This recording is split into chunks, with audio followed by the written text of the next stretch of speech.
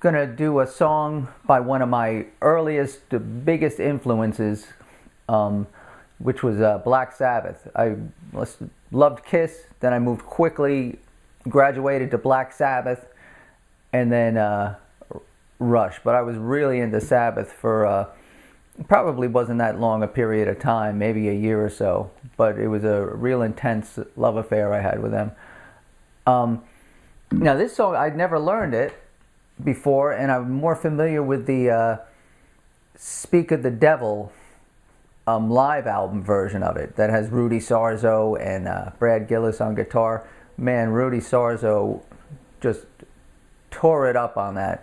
I was a little apprehensive about checking this song out because I thought, Geezer would be doing something over the top like Rudy Sarzo was doing, and I wasn't looking forward to, learning that note for note. But this Geezer really, we just kind of keeps it simple, and it doesn't, stray too far. It doesn't embellish a lot. Also, I'm doing something different with this song than I normally do is the bass is so buried and so murky sounding. I really had a hard time figuring out what he was doing. I looked at a bunch of live videos to try and get a better idea. Maybe I'll put some of the links of the videos I used. So what I'm doing is it's kind of a composite version of kind of what I'm hearing and what I heard him doing on live stuff. It sounded like on some of the live stuff he was playing stuff a little differently, but this is my interpretation of it, and after this I may go back and explain why I did some of the stuff I did. So hopefully first part's getting through it, so here it goes.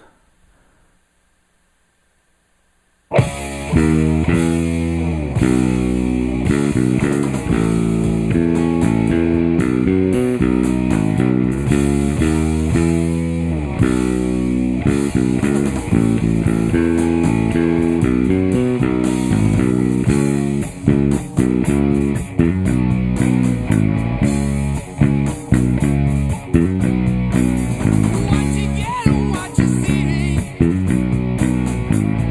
don't come easily.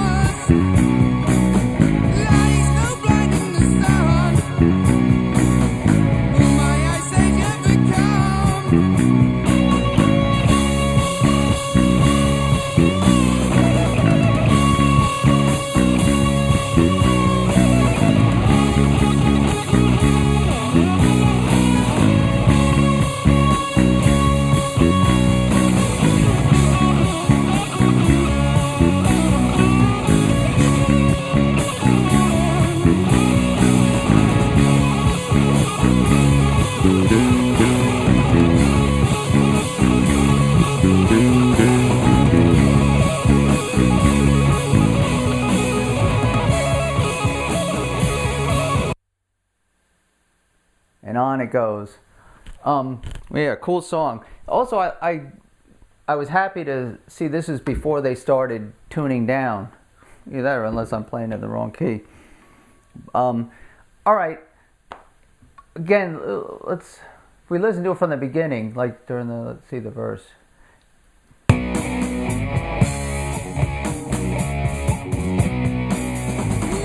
Oh, I'm hearing, this is what I'm hearing.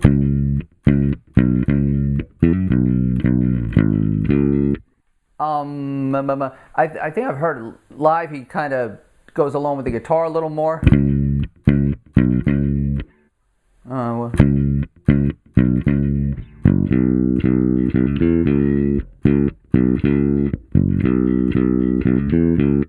But what I'm hearing is this.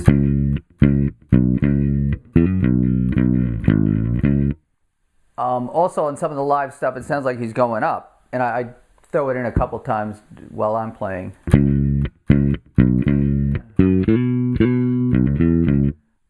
But what I'm hearing is this.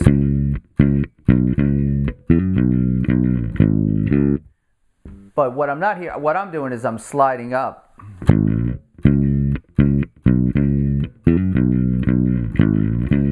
I just kind of like that. It gives a little more motion to it. He may be just going.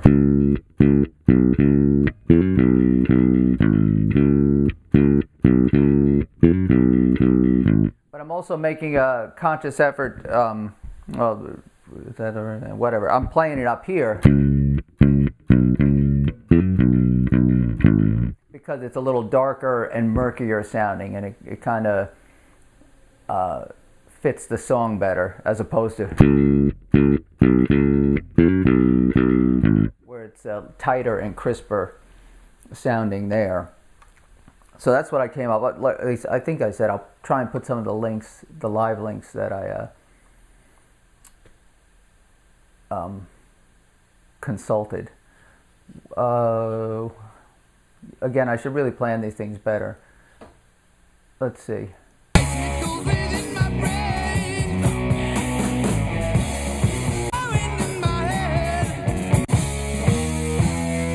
All right, that I guess the next part's that they have like a bridge section and then that other riff section. So the bridge section is really cool.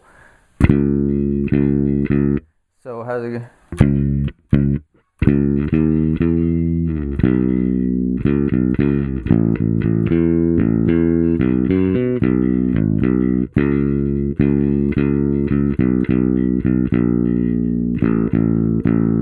Jeez, that was wrong.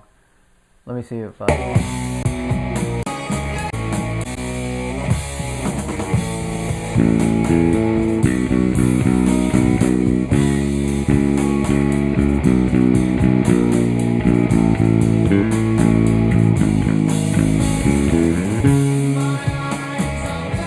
there we go.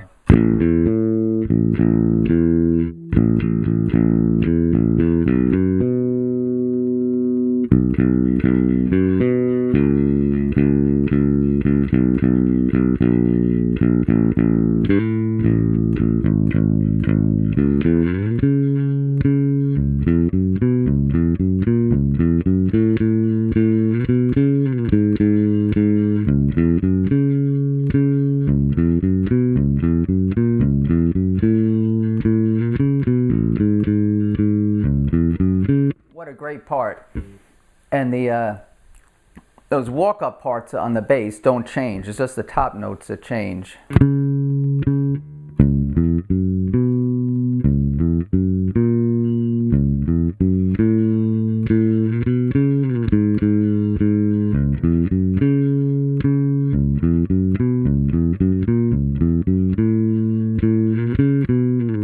And then he alternates. The first time he goes. The second time he goes. And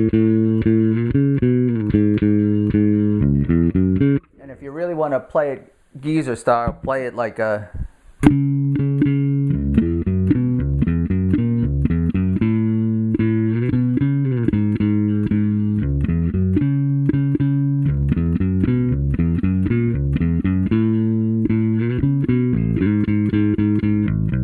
Not that that sounds like Geezer, but he kind of played, you know, kind of up in this area a lot and really pawed it.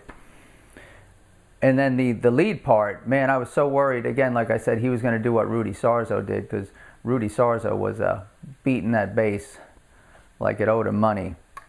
But Geezer plays pretty straightforward and just repeats the same thing, which is a blessing, you know, makes it a lot easier for me. So the guitar solo is...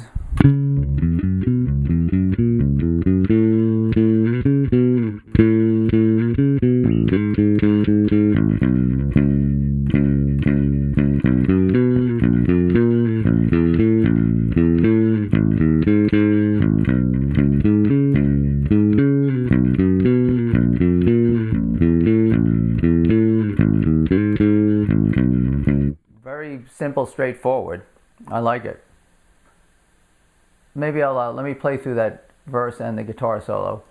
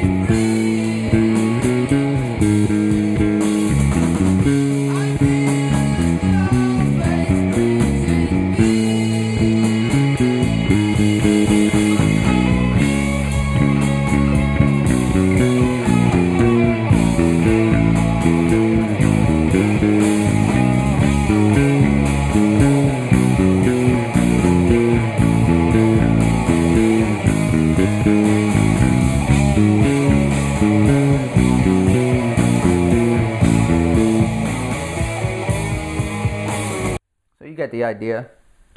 And then they do another verse there, and then that other part, that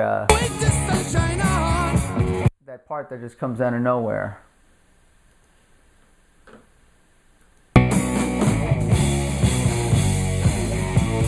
Oh, that's another thing too. I said where I'm playing the part up here.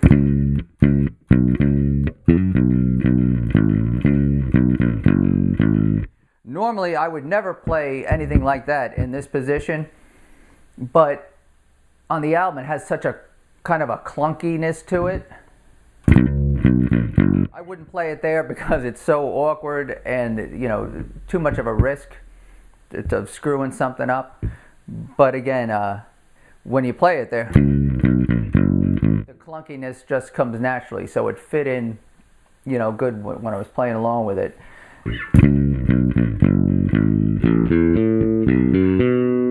When I come back to it the second time, I play it in the what I would call the, you know, correct position.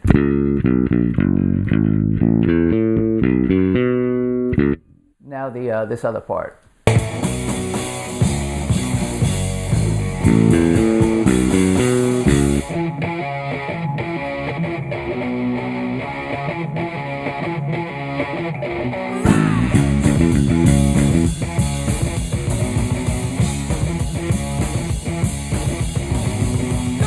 I can't hear what... I'm not quite sure if he's doing all that, but it works for me.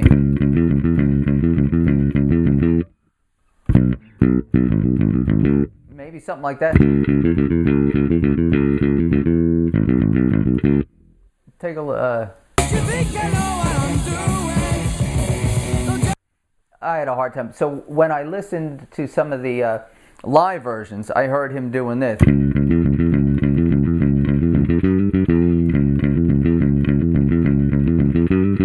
Which is classic Geezer. He's probably bending it.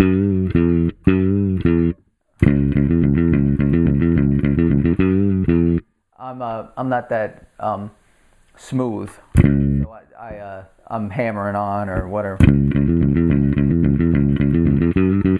To me, that's a kind of just a classic Geezer signature kind of riff. So I said that would work really good in that part.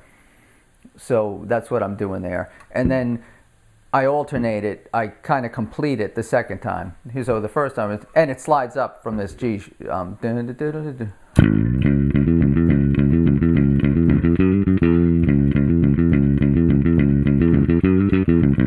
I just kind of complete it and then loop it.